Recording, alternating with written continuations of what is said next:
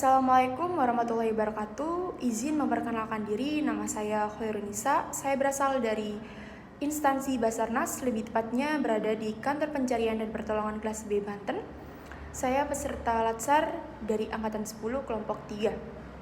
Pada siang hari ini saya akan sedikit menjelaskan mengenai manajemen ASN dan juga ASN Smart. Tidak hanya itu, saya juga akan menceritakan sedikit pengalaman saya pada saat saya belajar materi tersebut.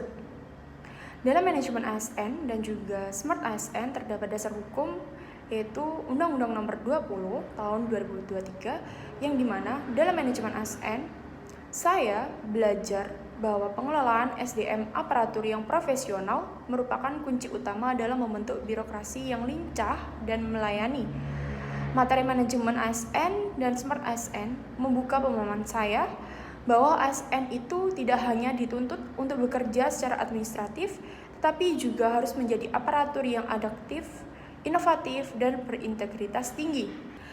Smart ASN sangat relevan dengan tantangan era digital dan kebutuhan masyarakat yang semakin dinamis. Smart ASN adalah ASN yang memiliki orientasi pelayanan publik, berwawasan global, menguasai teknologi informasi, dan mampu berpikir kreatif serta solutif.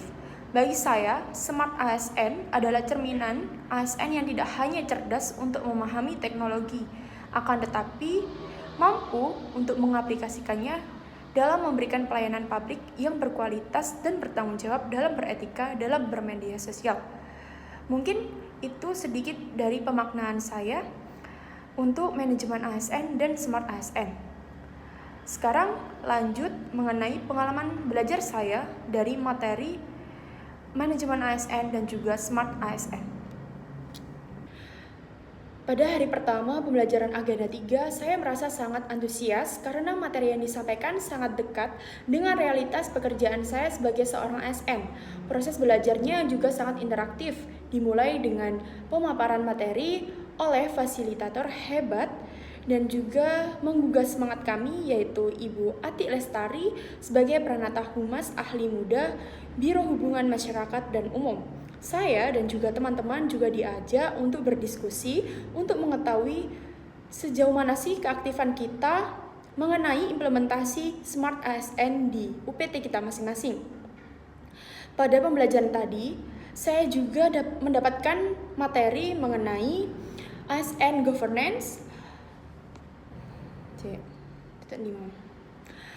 Pada pembelajaran tadi, saya juga mendapatkan materi seperti ASN Governance, Smart ASN, Asas ASN, Pegawai Manajerial dan Non-Manajerial, Manajemen ASN, Budaya Digital, Literasi Digital, dan lain-lainnya.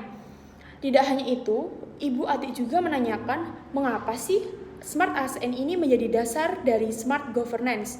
Nah, perlu diketahui, jika kita tanpa ASN yang cerdas, adaptif, dan profesional dalam berteknologi mustahil bahwa mewujudkan pemerintah yang responsif, transparan, dan berbasis teknologi yang dimana sama saja hasilnya dengan kosong.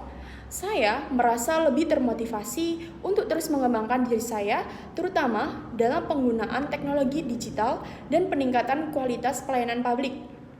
Belajar bersama teman-teman dari berbagai UPT juga membuka wawasan baru yang memperkaya dan pengalaman saya sebagai seorang ASN. Jadi ASN di era sekarang bukan hanya soal bekerja, tetapi tentang memberi makna pada pelayanan.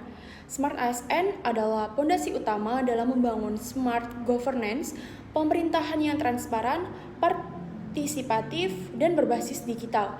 Mari kita mulai dari diri kita sendiri karena perubahan besar dalam birokrasi dimulai dari langkah-langkah kecil yang penuh dengan kesadaran.